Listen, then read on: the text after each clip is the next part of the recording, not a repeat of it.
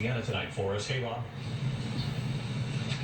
Good evening, David. This storm is moving into a part of the Gulf of Mexico that is ripe for strengthening. It's going to have two big impacts. That is destructive winds and life-threatening storm surge well inland. We sit 30 miles from the coast here at Lake Charles and obviously surrounded by water. We will see a water rise of over 10 feet, potentially north of Interstate 10. Look at all the alerts for storm surge.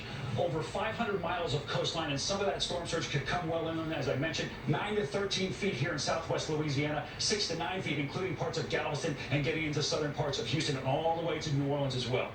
Hurricane warnings up that do include Houston, down I-10 through the Golden Triangle, Lake Charles and over towards Lafayette. And here's that storm that's gathering strength and growing in the Gulf of Mexico, about 450 miles from where I stand right now, and forecast to strengthen during the day tomorrow, gathering to a Category 2 and then eventually a Category 3 storm, making landfall somewhere along the Texas-Louisiana border tomorrow night, and then bringing those destructive winds well inland all the way to Shreveport. Houston, dangerously close to that track. Any jog to the left is going to be devastating for that dense population. And folks around there and far inland could be without power for days, if not weeks. Listen to your local authorities. If they are telling you to get out, do so quickly. David? We are thinking of everyone there from Houston and New Orleans, and of you, Rob, and the team. Stay safe. And tonight, as Laura approaches, there are states of emergency in Texas and Louisiana, including Houston, of course, the nation's fourth largest city with 7 million people living there. Along the coast, they are bracing for a potentially deadly storm surge, as Rob said. But this hurricane is also expected to have an impact far inland as well. ABC's Marcus Moore in Galveston on that part of the story tonight.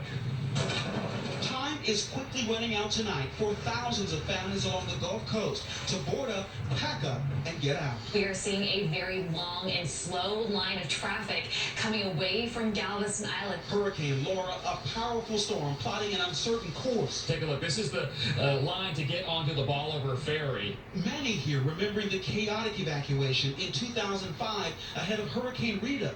It caused massive gridlock. Most of the storm's deaths were from the evacuation itself.